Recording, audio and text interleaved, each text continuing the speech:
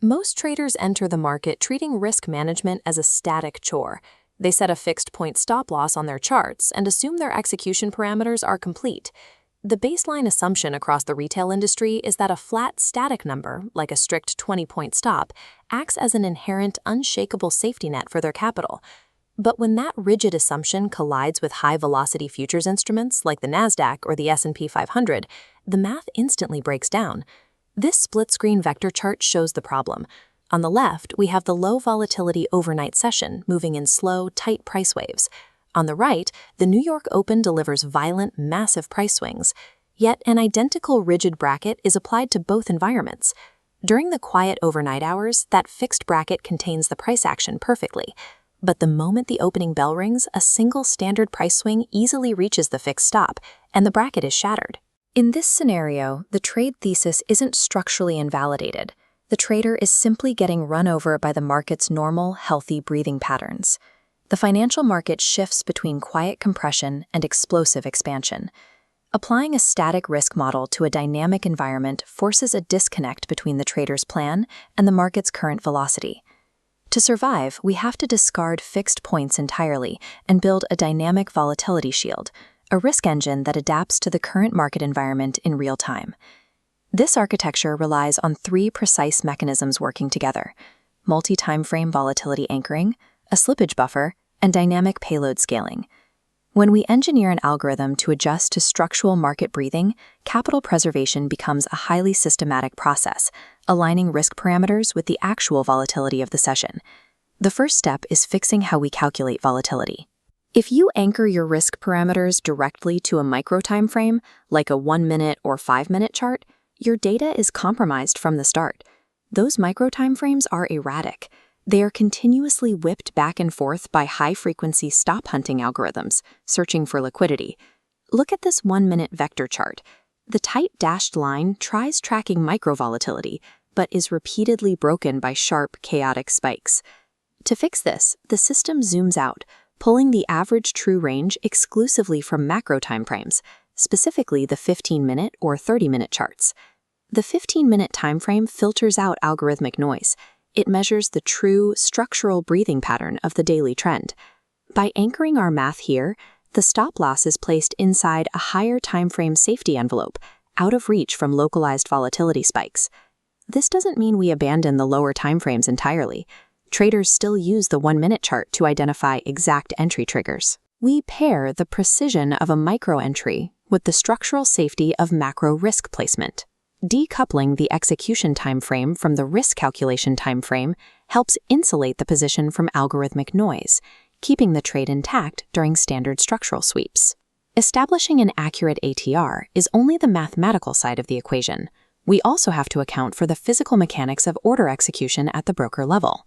When an instrument like the Nasdaq experiences a sharp volatility spike, liquidity briefly dries up, causing the broker's bid and ask spread to physically expand.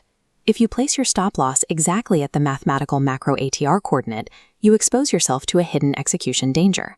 Here, a candlestick approaches a solid mathematical boundary. It stops before touching, but the spread widens. A translucent red aura expands, crossing the boundary, triggering an execution. To counter this, the engine applies a slippage tax, layering a static safety bumper directly beneath the macro ATR buffer. Institutional systems hard-code precise padding parameters for this. Typically, it requires a 2.0-point pad for the Nasdaq and a 0.5-point pad for S&P 500 futures. This extra padding acts as structural armor.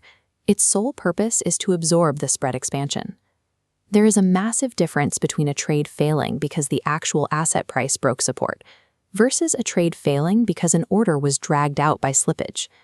Hard-coding a slippage tax ensures risk exits are more closely aligned with actual structural price breaks, rather than order book drag during liquidity gaps.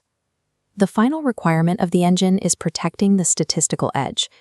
If the system is designed to execute with a strict 1-to-2 risk-to-reward ratio, it cannot deviate. The error traders make when adopting an ATR-based stop-loss is allowing their risk boundary to widen while leaving their profit target completely static.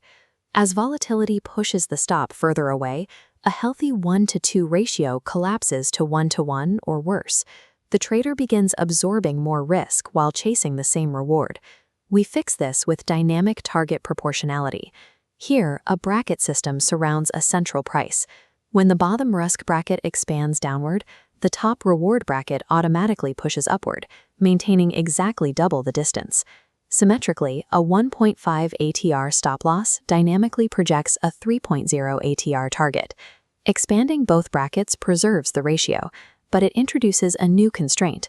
A wider stop-loss equates to increased absolute dollar risk per trade. We govern that absolute risk by implementing contract payload scaling. As the geometric brackets widen to accommodate high volatility, position sizing must adjust in inverse proportion.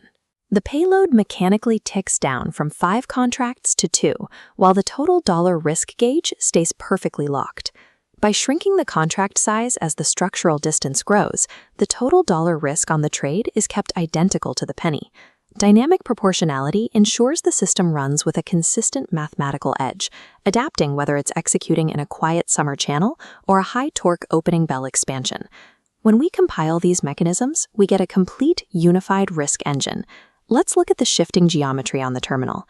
First, multi-timeframe volatility anchoring establishes the baseline, protecting the central price with a wide macro stepline channel. Next, the slippage tax absorbs spread expansions via a secondary buffer. Finally, dynamic payload scaling continuously resizes the geometry, perfectly locking in execution math. Contrast this clinical engineering with the reality of the retail crowd, blindly relying on rigid, flat stops. They place static parameters in a dynamic environment, get stopped out on the opening candle, and are left wondering why the market appears to be actively fighting their execution. Professional system engineering calculates and accounts for market noise before an entry order is ever transmitted to the broker. Capital preservation is not achieved by guessing market direction. It is achieved through algorithmic insulation against variance. This helps reduce the cognitive load of managing market noise, allowing the trader to focus on maintaining execution discipline. Deploying a mathematically unified risk engine provides a consistent framework for navigating high-velocity futures, allowing the trader to treat volatility as a measurable input rather than an unpredictable threat.